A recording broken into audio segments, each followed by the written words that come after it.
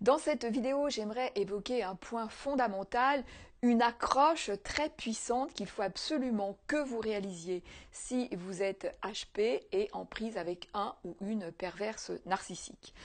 Alors, au potentiel pervers narcissique, on peut dire que ce sont deux profils totalement aux antipodes. Entre l'un, pour le haut potentiel, un profil très connecté, très en conscience, très connecté au vivant, et puis l'autre, le pervers narcissique, qui n'est absolument plus connecté au vivant.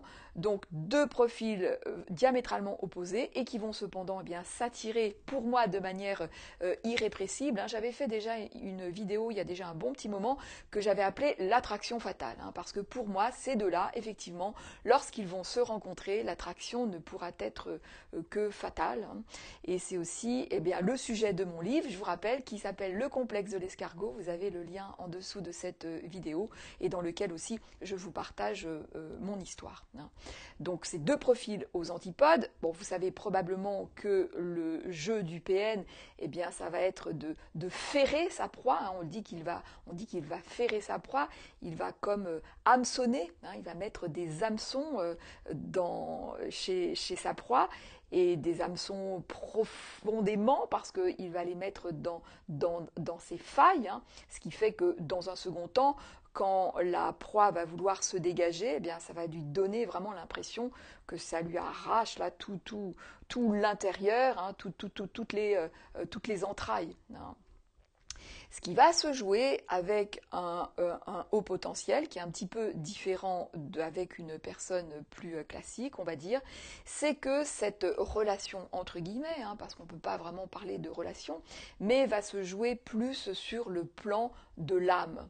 Parce que en réalité, le HP n'est pas tant blessé dans son narcissisme, il est plus blessé sur ce plan-là, parce que pour moi, le HP, ça n'est pas tant quelqu'un qui a un plus fort QI, mais c'est surtout quelqu'un qui est plus en conscience et qui donc a un fonctionnement sur trois plans, un plan émotionnel, mental et spirituel. Et je vous rappelle que lorsque je parle d'âme, de spirituel, je ne mets pas de notion religieuse là-dedans. C'est vraiment pour moi un lieu de la conscience, de la conscience, de l'essence, de la complétude et aussi bien sûr de l'amour. Pour moi, c'est vraiment le même lieu. Donc le HP, c'est ça qui lui pose problème, parce que c'est à cet endroit-là que c'est blessé. Pourquoi? Mais parce qu'on est dans un monde qui fonctionne justement à l'horizontale, qui fonctionne sur deux plans. Et encore une fois, c'est ça qui va lui poser problème. C'est ça qui va poser problème au HP, même s'il ne le formule pas comme ça. Donc il y en a un, le HP, qui veut réparer sur ce plan-là, et puis l'autre, le PN, qui veut détruire ce plan-là chez l'autre, parce que lui, le PN, ça fait belle lurette qu'il a perdu son âme. Bref, donc sur le plan de l'âme, sur le plan de la conscience, couper le lien, c'est extrêmement difficile. J'entends souvent dire que les HP, ce sont des dépendants affectifs. Et je crois vraiment que ça n'est pas juste de dire ça, parce que en réalité, ça n'est pas ça la réalité. C'est pas que ce sont des dépendants affectifs, c'est que effectivement, leur fonctionnement et sur ces trois plans, et sur le plan de la conscience, couper le lien, ça n'a pas de sens en fait. Il y a quelque chose qui ne va pas là-dedans. Et c'est pour ça que les HP ont autant de mal à couper le lien. Parce que sur ce plan-là, il y a toujours moyen de se rejoindre. C'est un plan justement où on se rejoint. Donc voilà, donc quand le HP va réaliser avec le PN qu'il est dans une relation vraiment ou totalement destructrice, même s'il n'a pas encore compris tous les tenants et les aboutissants, et qu'il va se dire bon bah là il faut arrêter parce qu'on court à la catastrophe. Donc déjà la première chose qui va le tarauder, c'est il va se dire, et ça évidemment ça fait écho avec toute son histoire de vie, il va se dire mais est-ce que l'autre a bien compris?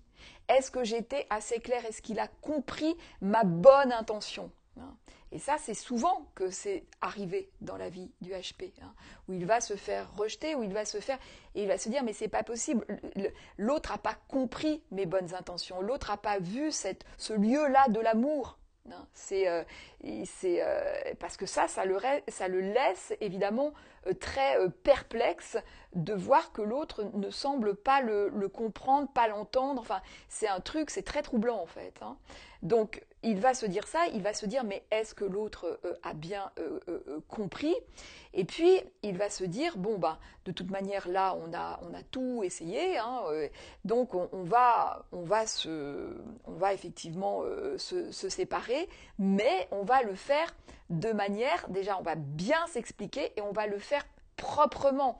On va le faire vraiment en ayant une explication claire, de manière vraiment manière vraiment propre. Hein. Mais bien évidemment que ce moment-là ne viendra jamais. Pensez bien que le PN n'a rien à fiche de ça.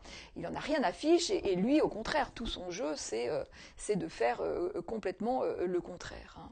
Et le HP va perdre un temps considérable à chercher le bon moment pour faire les choses de manière claire, de manière propre, de manière respectueuse. Et l'autre, évidemment, le PN, va vous faire croire tout le temps que, oui, qu'on va trouver ce moment, mais là, c'est pas le moment, parce que ceci, parce que cela. Il y a toujours quelque chose, en fait, il y a toujours quelque chose, et il vous laisse toujours croire que, oui, on va le faire, mais plus tard. Et là, le HP va perdre, encore une fois, un temps considérable entre le moment où il va comprendre que cette relation est vraiment qu'il faut arrêter et cette recherche-là du moment idéal pour bien poser les choses, faire les choses de manière claire, de manière respectueuse. Il va se passer du temps. Hein. Donc quand vous vous voyez faire ça, hein, arrêtez parce que, encore une fois, ce moment-là ne viendra jamais. Donc arrêtez de vous prendre le chou à dire mais alors là, oui, alors on va faire comme ci, comme ça, à ce moment-là, tiens, ce week-end-là, ça va être idéal. Ça ne viendra jamais. Voilà ce que je voulais vous partager dans cette vidéo. Eh bien, n'oubliez pas de la liker, de la commenter, de vous abonner. Je vous dis à très vite.